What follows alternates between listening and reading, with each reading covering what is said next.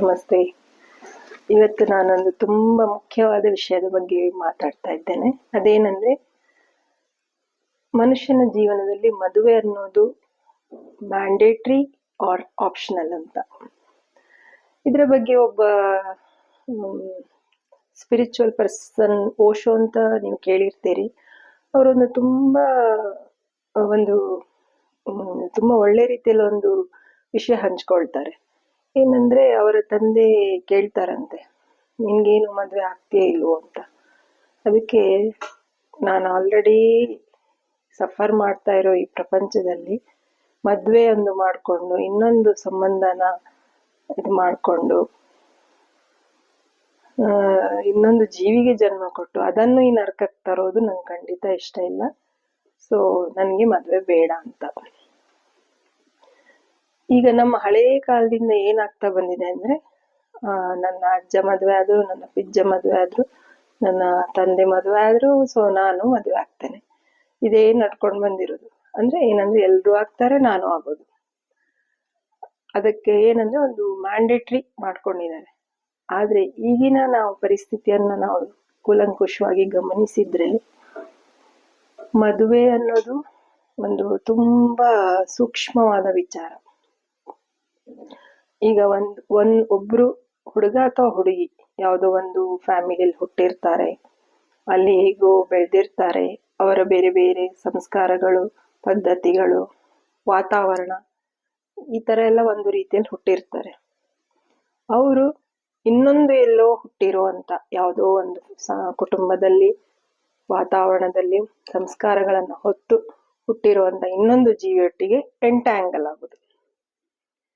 ಇದು ಎಷ್ಟು ಸೂಕ್ಷ್ಮ ವಿಚಾರ ಅಂದ್ರೆ, ನೀವು ಯಾವುದೇ ಸಂಬಂಧ ಗಮನಿಸಿ, ನಿಮ್ಮ ಹುಟ್ಟಿನಿಂದ ಬಂದ ಸಂಬಂಧದಲ್ಲಿ ಏನೋ ಒಂದು ಕ್ಷಮೆ ಇರ್ತದೆ, ಏನೋ ಒಂದು ಇದು ನನ್ನದೇ ಒಂದು ಸಂಬಂಧ, ನನ್ನದೇ ಒಂದು ಅದರ್ ಪಾರ್ಟ್, ಕರಳು ಸಂಬಂಧ ಆಗ್ಲಿ, ರಕ್ತ ಸಂಬಂಧ ಆಗ್ಲಿ, ಅದೊಂದು ಬೈ ಡಿಫಾಲ್ಟ್ ನಮ್ಮ ಒಂದು ಪ್ರತಿಯೊಂದು ಸೆಲ್ಸ್ ಅಲ್ಲಿ ಬಂದ್ಬಿಡ್ತದೆ. ಬಾಡಿಯಲ್ಲಿ ನಮ್ಗೆ ಮನಸ್ಸಲ್ಲಿ ಅದು ಬೈ ಡಿಫಾಲ್ಟ್ ಇವ್ರು ನನ್ನವ್ರದ್ದು ಬರ್ತದೆ.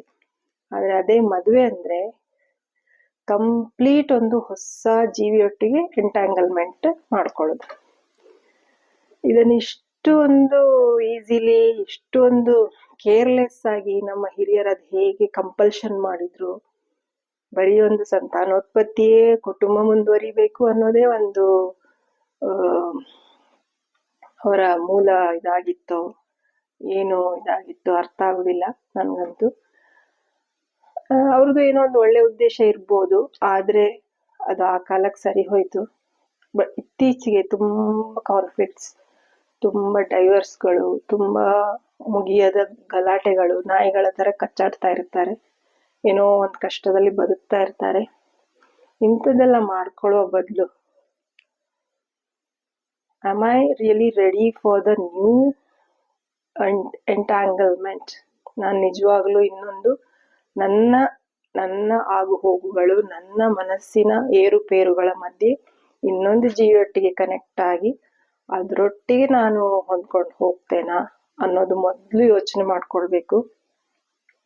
ಅದು ಯೋಚನೆ ಮಾಡಿ ನಮ್ಮಿಂದ ಅದು ಸಾಧ್ಯ ಅಂತ ಅನ್ಸಿದ್ರೆ, ಇನ್ನೊಂದು ಜೀವಿಯನ್ನು ನಾನು ಮ್ಯಾನೇಜ್ ಮಾಡ್ಕೊಂಡು ಹೋಗುವಷ್ಟು ನನ್ನ ಹತ್ರ ಉದಾರತೆ ಇದೆ ಅಂತ ಅನ್ಸಿದ್ರೆ ಮಾತ್ರ ನಾವು ಮದ್ವೆ ಅನ್ನೋದನ್ನ ಮಾಡ್ಕೊಳ್ಬೇಕು, ಖಂಡಿತವಾಗಿ. ಅದು ಬಿಟ್ಟು ಯಾರೋ ಅಜ್ಜ ಪಿಜ್ಜ, ಅಜ್ಜಿ ಪಿಜ್ಜಿ ಎಲ್ಲ ಆದ್ರೂ ನಾನು ಒಂದು ಮದ್ವೆ ಆಗ್ತೇನೆ, ಎಲ್ರೂ ಆದ್ರೂ ನಾನು ಆಗ್ತೇನೆ, ದಿಸ್ ಇಸ್ ನಾಟ್ ಕರೆಕ್ಟ್. ಯಾವುದೇ ಒಂದು ಜೀವಿಯೊಟ್ಟಿಗೆ ಕನೆಕ್ಟ್ ಆಗುದಂದ್ರೆ ಇಟ್ಸ್ ನಾಟ್ ದ್ಯಾಟ್ ಈಸಿ. ವರ್ಷವೇ ಕಳೆದು ಹೋಗ್ತದೆ. ಎಷ್ಟು ವರ್ಷ ಕಳೆದೋದ್ರು ಆ ಒಂದು ಬಾಂಧವ್ಯ ಬರುವುದೇ ಇಲ್ಲ. Because there is no natural connection ಅಲ್ವಾ. ಮದುವೆ ಅನ್ನೋ ವಿಷಯದಲ್ಲಿ ನ್ಯಾಚುರಲ್ ಕನೆಕ್ಷನ್ ಅನ್ನೋದಿಲ್ಲ. ಏನಿದ್ರು ಅವ್ರವ್ರು ಹೊಂದ್ಕೊಂಡು ಹೋದ್ರೆ ಅದು ಮುಂದುವರಿತದೆ, ಕಂಟಿನ್ಯೂ ಆಗ್ತದೆ. ಇಲ್ಲದಿದ್ರೆ ಅದು ಎಲ್ಲಿಯೋ ಹೋಗ್ತಾ ಇರ್ತದೆ, ಇಲ್ಲದಿದ್ರೆ ಒಂದು ನಾಮಕೆ ವಾಸ್ತೆ ಅಂತ ನಡೀತಾ ಇರ್ತದೆ. ಸೊ ಮದುವೆಯನ್ನ ತುಂಬಾ ಈಸಿಯಾಗಿ ತಗೊಳ್ಬಾರ್ದು ಯಾರು. ಆಲೋಚನೆ ಮಾಡಿ, ಅಷ್ಟು ಉದಾರತೆ, ನಮ್ಗೆ ಅಷ್ಟು ಒಂದು ಕೆಪಾಸಿಟಿ ಇದೆ ಅನ್ಸಿದ್ರೆ ಮಾತ್ರ ಇನ್ನೊಂದು ಜೀವಿಯೊಟ್ಟಿಗೆ ಎಂಟ್ಯಾಂಗಲ್ ಆಗಿ ಮತ್ತೆ ಕೆಲವು ಜೀವಿಗಳನ್ನ ಹುಟ್ಟಿಸುವ ಕೆಲಸಕ್ಕೆ ಕೈ ಹಾಕ್ಬೇಕು. ಇಲ್ಲದಿದ್ರೆ ದಯವಿಟ್ಟು ಯೋಚನೆ ಮಾಡಿ ಮುಂದುವರಿಬೇಕು. ಸೊ ಇಷ್ಟು ನಾನು ಹೇಳಬಲ್ಲೆ. ಇವತ್ತಿಗೆ ಇಷ್ಟೇ ಹೇಳಲಿಕ್ಕಿದ್ದದ್ದು. Thank you.